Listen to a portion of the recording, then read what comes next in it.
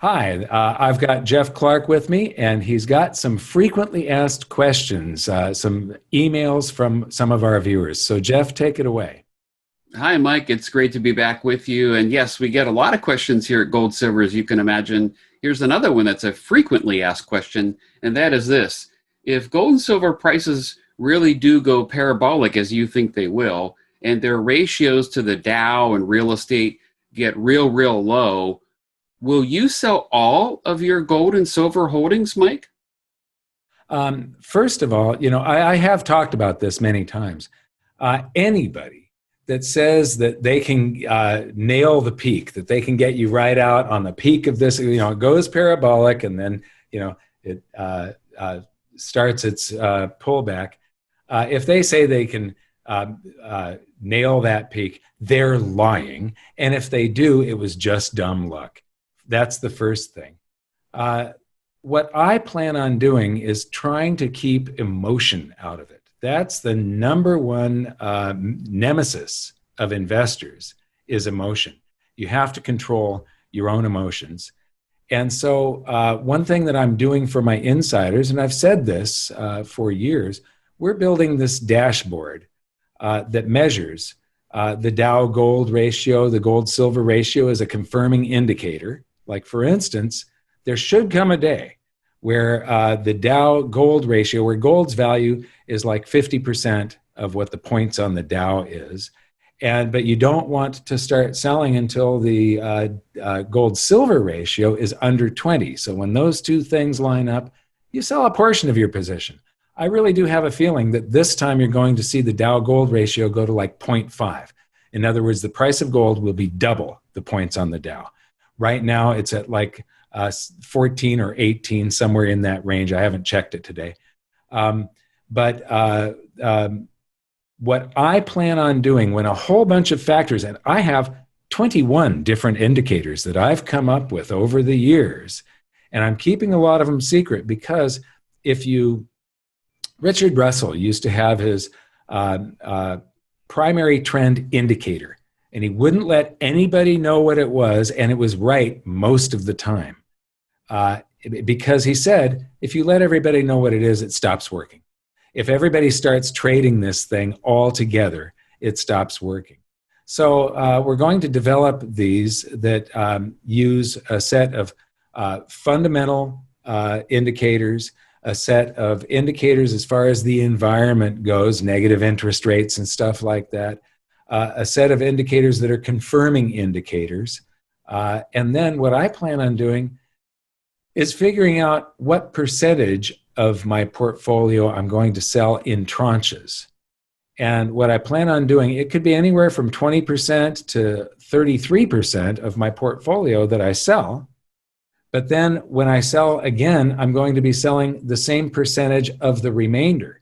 So you never actually get down to zero. That question, will I sell all when it reaches, and go into the next asset class? No, I'm always going to have some gold and silver left because I plan, as this goes up into this bubble, trying to capture around that peak through these indicators and not letting emotion get me out too early or too late.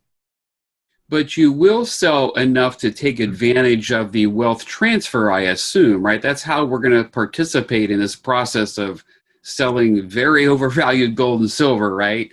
And buying Absolutely. undervalued assets. Well, let's say you just to make the math simple, let's say I was going to sell 50% of my portfolio with each tranche.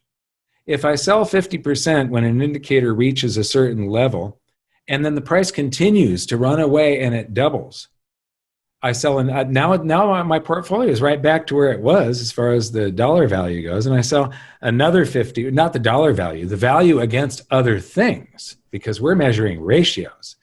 And I sell another 50%, and then it continues to run and it doubles again, and I sell another. It keeps me from getting out way too early and regretting my sales. I might say, well, if I had not sold that first one, I could have had this much more. But nobody knows the future, and you got to come up with some logical plan. This is the most logical that I can think of, is to try and make something that gets me out that doesn't get me out completely too early, but gets me out enough before it's too late. Yeah, good point. Right. And I think we should highlight that point that you're actually going to sell in tranches, kind of like we're buying in Right. tranches now, right? We're accumulating. We don't know where the bottom is today, nor will we know where the top is then. So we're buying in tranches and we'll be selling in tranches. So it's probably a good idea to get used to buying in tranches now, is it not?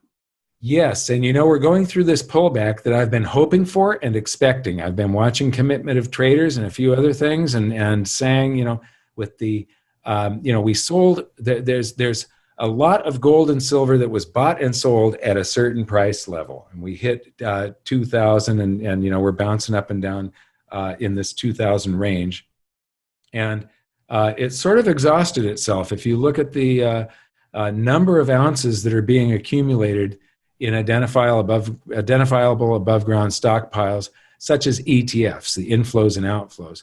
The inflows were tremendous, and then they've slowed down. And then the commercial shorts on the Commitment of Traders have picked up a little bit, suggesting a pullback. I'll be doing some charting again today because we've fallen a little bit further. There are some support zones down here, and there are some that are very strong.